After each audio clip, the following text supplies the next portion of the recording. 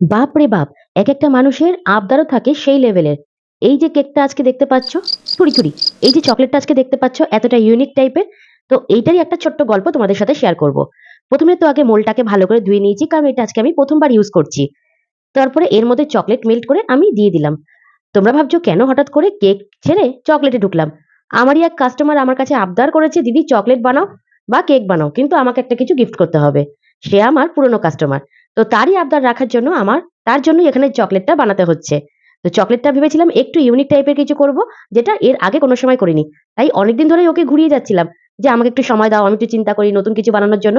তো বলল, "ঠিক আছে, টেক ইউর টাইম। তুমি তোমার মনের মতো করে কিছু বানাও।" তো মনের মতন করে যখন বানাবোই, তখন নতুন কিছুই ট্রাই করি। তো তার জন্যই এই চকোলেটটাকে রেডি করে ফেললাম। রেডি করার উদ্দেশ্য আর ভিডিও করার উদ্দেশ্য আরো একটা আছে। তোমরা চাইলে এখন থেকে আমার কাছে চকোলেটও অর্ডার করতে পারো। কারণ আর কিছুদিনের মধ্যেই চকোলেটের ক্লাসও শুরু হয়ে যাবে।